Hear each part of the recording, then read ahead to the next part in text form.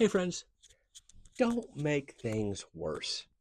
Right? If you can at all help it, we've got to learn to be people that don't make things worse for us, for them, for the situation. We've got to be a people that are trying to find solutions and are trying to make life better for ourselves, for them, whoever they are, for what's going on. And so we've been in a story in John 5, 1 to 15. You should read the whole thing.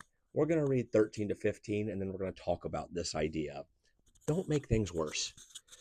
The man who was healed had no idea who Jesus was, for Jesus had slipped away into the crowd that was there.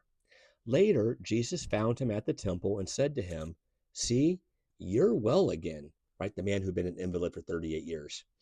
"Stop sinning, or something worse may happen to you," which I don't get. Worse than 38 years of being an invalid?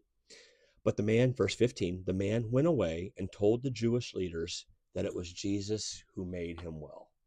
See, I'm really curious as to what Jesus is talking about here.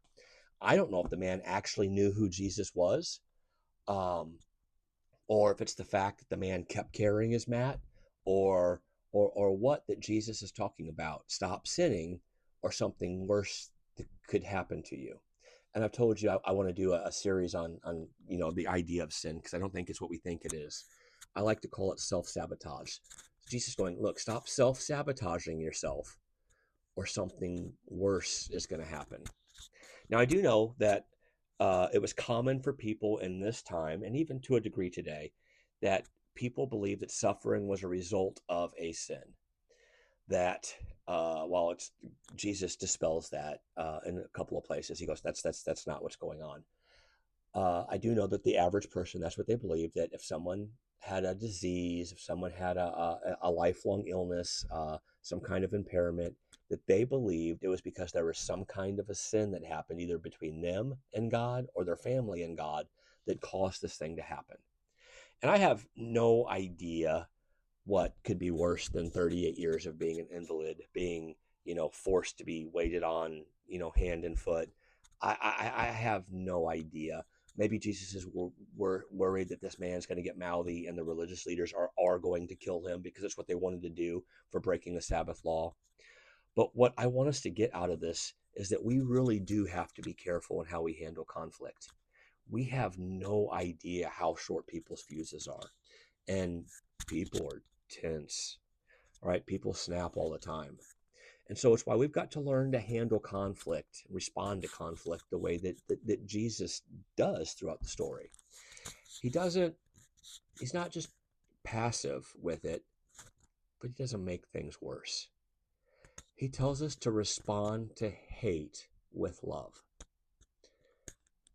I That's probably the hardest thing that we'll ever talk about in these videos. It seems impossible.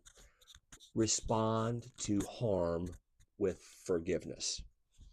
Again, those two things right there. I don't know that there's anything more complicated and anything more difficult to do. I do know that, as we talked about a couple of videos ago, that when we feel like we can't do those things, the miracle happens when we move, when we try, we find that we actually do have the capacity to do it. But as we're doing that, the reason that we don't want to respond to hate with more hate is because we don't know what's going on in that other person, right? And as I said, people, their hair, trigger fuses, right? People snap all the time. You don't know what somebody else is capable of. You don't know the terrible day, the terrible situation that they're in right now, to where they feel helpless and they feel like there's nothing going to get better. And then you respond and make things worse, and they flip out. See, as followers of Jesus, or this is just practical advice for anybody, don't be somebody who has to run their mouth and make things worse. Be someone who's looking out for the good of, naturally, yourself, but the good of the people that you're around. Don't make things worse. When you live a life that's trying to make circumstances and other people better,